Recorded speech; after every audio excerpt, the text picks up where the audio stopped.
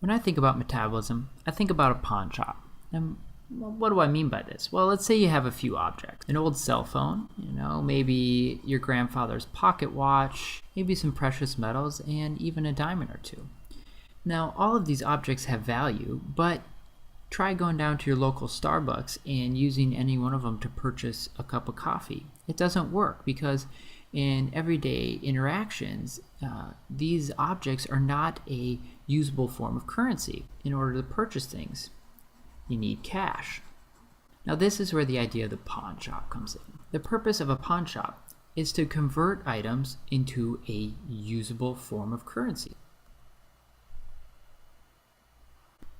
Now, if you understand the basic principle of a pawn shop, that it's there to convert value into a usable currency, then you also understand the purpose of metabolism. And let me show you that.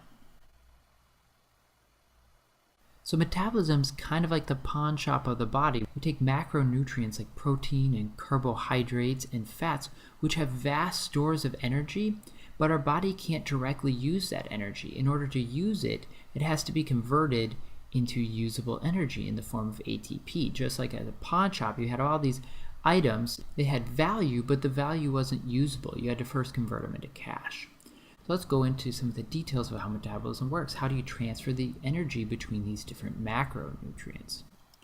Let's start with carbohydrates. And the major carbohydrate that you want to remember is glucose. Well, glucose can be broken down into pyruvate, or it can be stored in a more efficient manner in the form of glycogen. Pyruvate is then broken down into acetyl-CoA. Now, in order to see how the different macronutrients can be converted between one another, let's move on to protein. Now, protein is composed of numerous amino acids, and when protein is metabolized, it is broken down into these individual amino acids. These amino acids can then subsequently be converted to pyruvate or acetyl-CoA.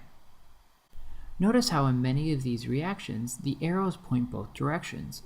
And that demonstrates that the reaction can go either direction. So a protein can be broken down into its amino acids that are then turned into pyruvate, and then it can be converted to glucose and stored as glycogen.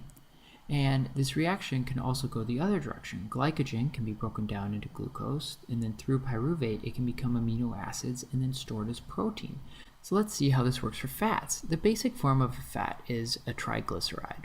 And triglycerides are broken down into glycerol and fatty acids. It's these glycerol and fatty acids that can then be converted into other metabolic intermediates.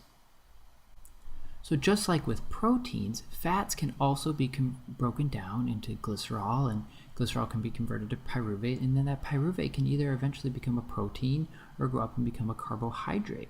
So just like in a pawn shop where you can trade different items for items, in metabolism, you can kind of trade in the different macronutrients for one another. But they don't all have the same value. And by value, I mean energy. So glucose is not as efficient at storing the energy in chemical bonds as triglycerides. And because of this, when the body needs to store energy, it takes the glucose it has and it converts it into triglycerides because that's a more efficient manner of storage. But what happens when the body needs to utilize the energy stored here in triglycerides or in glucose or in protein?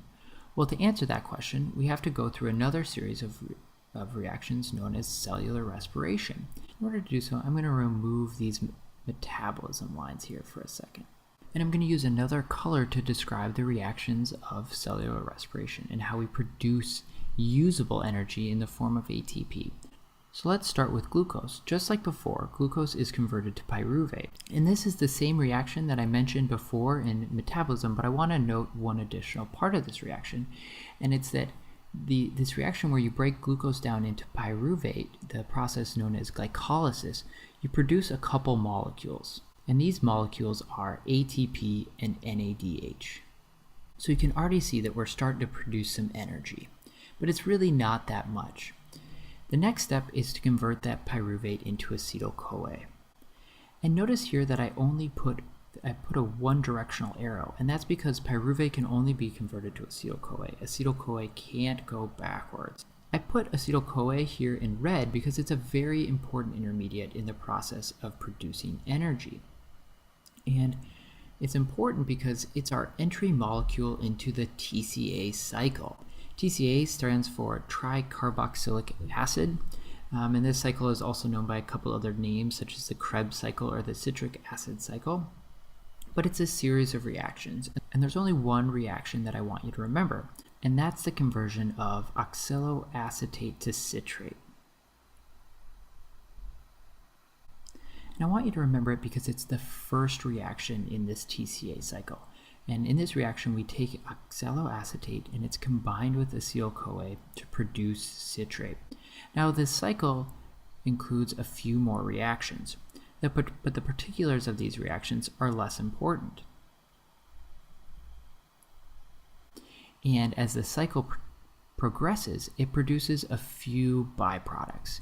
And these byproducts are CO2, and NADH and FADH2. Now note that in glycolysis we also produce an NADH, and this NADH will also come into play down here. So NADH and FADH2 are known as high energy electron carriers, and they're important because they can be thought of as the fuel that runs the electron transport chain. And the electron transport chain is just a stair-step of reactions that produces a whole bunch of ATP. And in the process, you have oxygen converted to water. So we use the energy that is contained in these high energy electron carriers to produce ATP. So let's go through a quick review here. Remember, we started with the pawn shop with the idea that different items of value are convertible, but they're not necessarily usable unless they're converted to a usable form of currency like cash. Now, this is the same idea in metabolism, where our different macronutrients can be converted between one another in order to store energy in different forms. But if we want to use that energy, we have to go through the process of cellular respiration to produce ATP, which can be thought of as the energy currency of the